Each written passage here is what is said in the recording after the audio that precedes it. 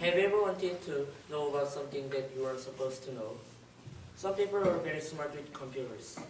For example, Bill Gates has the ability to create major software programs for computers.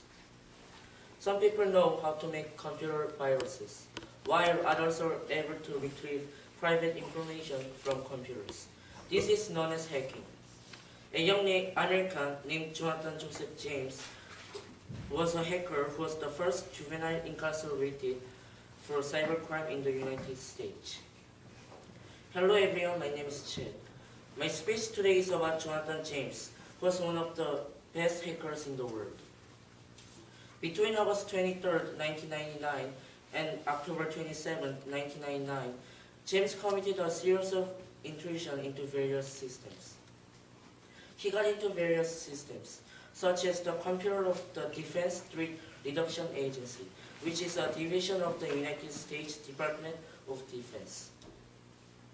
James installed a backdoor in a computer server in Dulce, Virginia, and he used this to install a sniffer which allowed him to have access to thousands of messages to and from DTRA employees.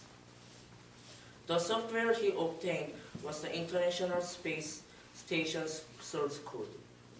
This cost NASA $41,000 to fix.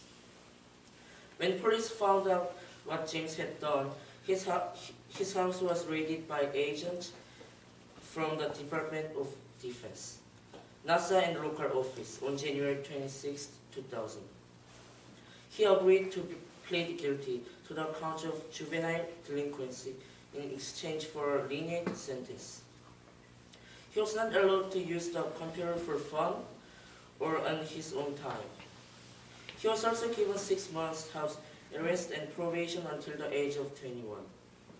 He violated his probation by doing drugs, and he had to serve 6 months in prison.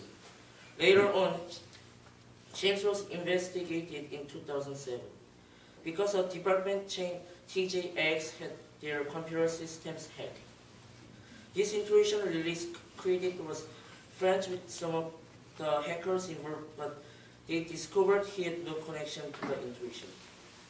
On May 18, 2008, Jonathan James committed suicide because he thought that the justice system was unfair. He also thought that he would be punished for the TJX intrusion.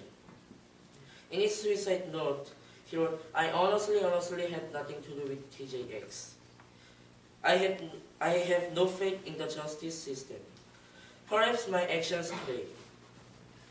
And this letter will send a stronger message to the public. Either way, I have lost control over this situation. And this is my only way to regain control. I die free. In an interview with James, he said he learned how to hack by reading, by talking to people, and spending so much time on the computer. Also, he really enjoyed hacking. James was a very young and a very smart individual, but he used his abilities to commit crime by intrusions on computer systems. In life, we have a lot of choices. Some people might make bad choices like James, but some people might make good choices like Bill Gates. It is very important to think before we make choices. Choices can change our lives very easily. James made bad choices, so he had a sad ending with his suicide. James could have accomplished many things with his expertise with computers. For example, maybe he could have invented a new computer system and software like Bill Gates. Thank you for listening to my speech.